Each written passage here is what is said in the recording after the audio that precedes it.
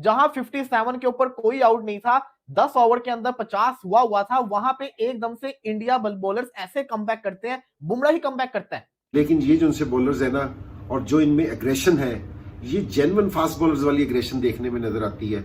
और बुमराह जिस तरह की बॉलिंग कर रहा है, जिस स्पीड से बॉलिंग कर रहा है, जिस लाइन से बॉलिंग कर रहा है, मेरे ख्याल में उसकी जितनी भी तारीफ की जाए वो कम है।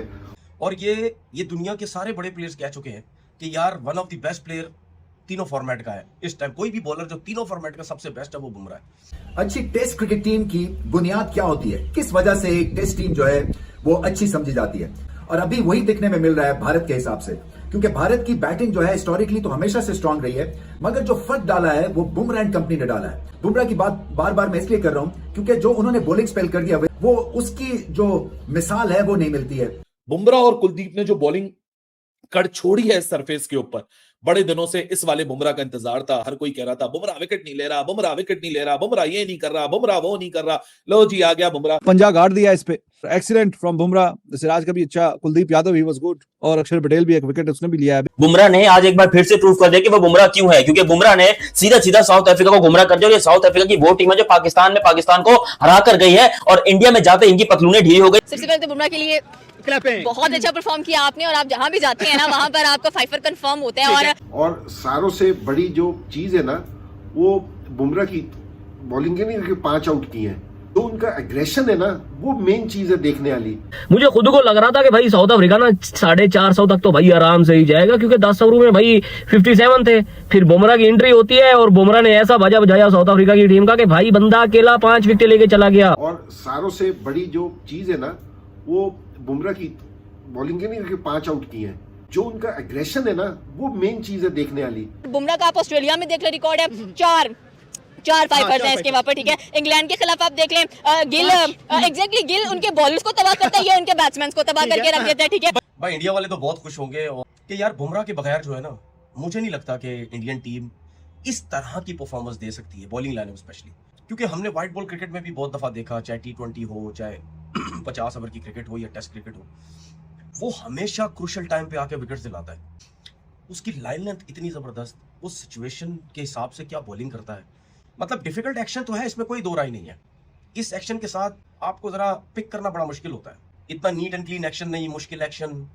और बैट्समैन ये समझ ही नहीं सकता कि यार ये बॉल 135 पे जाएगा, 140 पे जाएगा, किस पेस पे जाएगा। वो एकदम से स्किट होके बॉल आता है। उसके बाद आप ये देखो कि जिस तरीके से बुमराह ने एक जगह पकड़ी हुई थी, गुड लेंथ एक पकड़ा हुआ था, वहां से बॉल नीचे भी रह रहा था, बाउंस भी हो रहा था जिस तरह। तो आई थिंक बॉलिंग की जो स्ट्रेंथ है ना 5 आउट की, वो जो ब्रेक थ्रू दिलाता है ना, जिसकी वजह से बॉलर्स के अंदर, फील्डर्स के अंदर बड़ी जान आती है, वो आप हमेशा नोट करना, वो उस टाइम आउट करता है जिससे पूरी टीम में जान वापस आ जाती है। और स्पेशली पहला टेस्ट मैच, इतनी जबरदस्त बॉलिंग होता है कि आप प्रेशर ले जाते हैं, आपसे इतनी अच्छी बॉलिंग होती नहीं है। क्या क्लास बॉलिंग की बुमराह ने। 5 विकेटें, सिर्फ 49 रन ऐड हुए। What a session for India यार।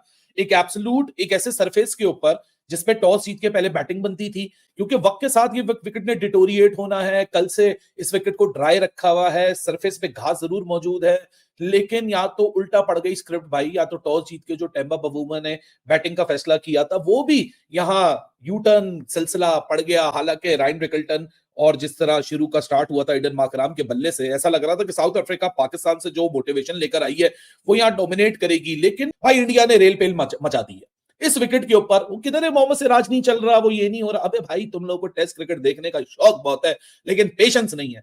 और देखते ही देखते साउथ अफ्रीका बिल्कुल एक एब्सोल्युटली बैकफुट पे खड़ा हुआ है। 154 कोई स्कोर नहीं है। जो टॉस लूजिंग एडवांटेज, जो टॉस विनिंग एडवांटेज था बवूमा का, वो खो चुका है। जो टॉस लूजिंग डिसएडवांटेज था शुभमन गिल का, वो भी अब नलिफाई हो चुका है। Credit lies with Jasprit Bumrah, Kuldeep and then Siraj अपनी फॉर्म के अंदर, और एक ऐसी विकेट के ऊपर जहां जी ये कहा जा रहा था कि 4-4 स्पिनर खेल रहे हैं तो स्पिन ओरिएंटेड होगा, लेकिन स्पिन शिन तो छोड़िए, यहां तो रेल पेल पेसर्स ने ऐसी लगाई जैसे तो शायद साउथ अफ्रीका सोच भी ना रहा हो।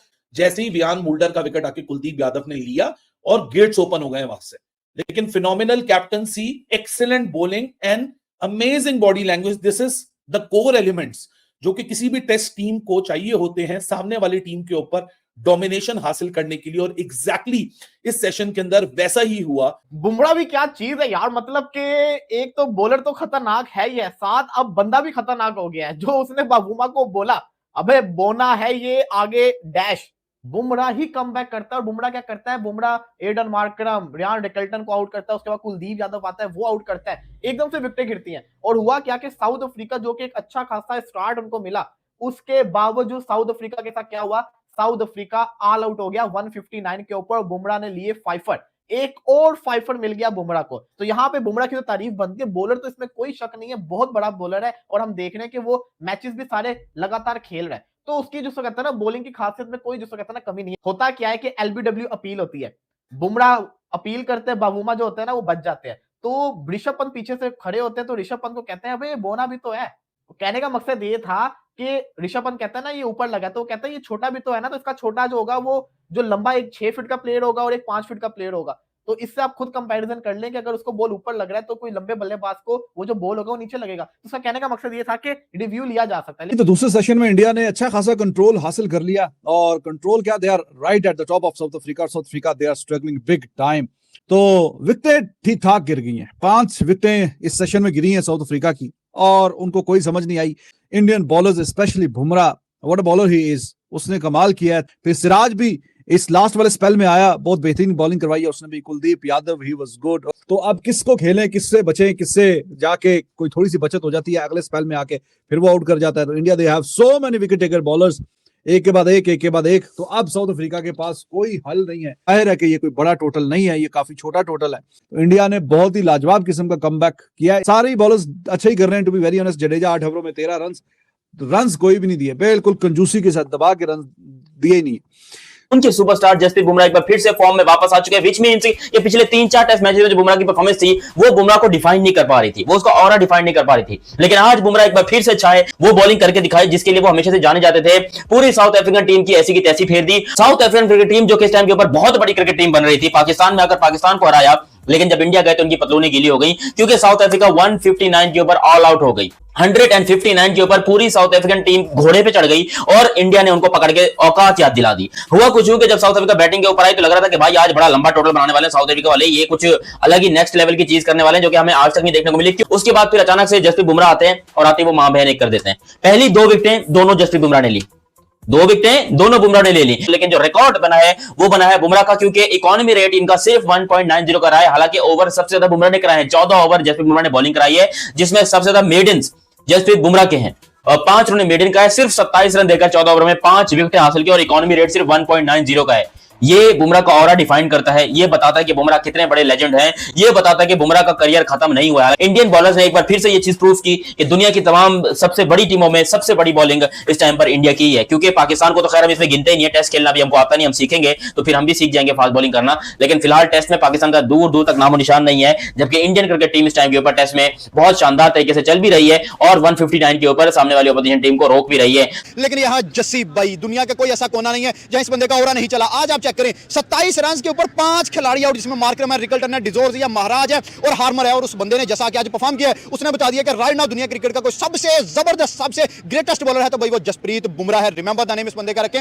बुमराह ने जैसे कि स्टार्ट किया भाई, लग रहा था कि साउथ अफ्रीका लंबे टोटल की तरफ जाएगा। शुरू में मार्करम ने कुछ रन किए, रिकल्टन ने किए, लेकिन उसके बाद जब आया है भाई बुमराह, और बुमराह ने कहा कि आपको मैं सिखाता हूं भाई। पहले सेशन में आउट किए, फिर सेकंड सेशन में आउट किए, फिर उसके बाद टी के बाद आके 3-4 बॉलों के अंदर पूरी टीम समेट के साइड पे रख दी। वहीं पर बुमराह होता ऑस्ट्रेलिया में तो जोड़ी सीरीज इंडिया की होती, बट यहाँ पर साउथ अफ्रीका है, इंडिया का होम ग्राउंड है। बुमराह यहाँ पर परफॉर्म कर रहा है, 27 रन इस बंदे ने खाया, सिर्फ 27, ठीक है। 27 रन खाने के बाद जो इसने फाइफर किया है, 5 विकेट्स निकाली है, लाइक कहते हैं ना all well that ends well, and भी इस बंदे ने अच्छा किया है। 57 पे एक आउट और 159 पे एग्जैक्टली 159। इंडियन बॉलर्स जानते हैं कि अगर हम पहले बॉलिंग पर उतर रहे हैं, हम पहले बॉलिंग पर आ रहे हैं, तो हमें ये 100 या 150, 160 या 200 तक हमें इन्हें रोकना ही रोकना है, और ऐसा होता भी है। तो एज यूजुअल इंडियन टीम कभी नाराज नहीं करती है, अपनी आवाम को कभी दुख नहीं देती है।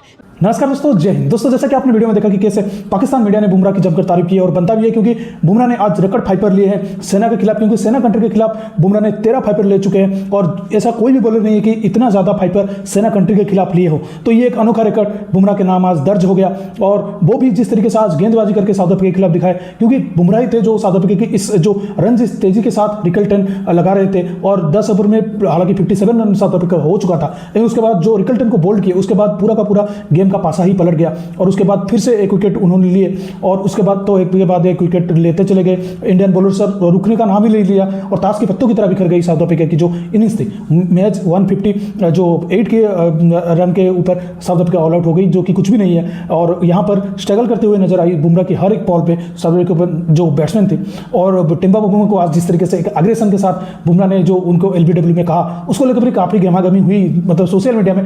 पिच में तो कुछ नहीं हुआ, लेकिन ऐसा बोला जा सकता है कि जब आप मैच में होते हो तो ऐसा निकल जाता है मुंह में। तो रोहित शर्मा भी जब गाली देते थे तो क्या वो दिल से गाली देते हैं? ऐसा नहीं, मतलब मैच के जब चलता है वो अग्रेशन में, वो हिट ऑफ द मोमेंट में ऐसा मुंह से निकल जाता है, उसमें कुछ मतलब बुरा मतलब बात नहीं है। और उसके बाद जो बुमराह ने आज बॉलिंग की उसकी तारीफ करना चाहिए, क्योंकि आप देखिए साउथ अफ्रीका इस मैच को आसानी से अगर 250 के पार ले जाता, तो जैसे आप इंडिया की बल्लेबाजी देख रहे हैं, बहुत ही मतलब फंसी हुई पिच लग रही है। और पहले दिन अगर इतना फंस रहा है तो आप समझ सकते हैं कि चौथे दिन में पिच कितना टर्न लगा और क्या क्या हो सकता है इस पिच में।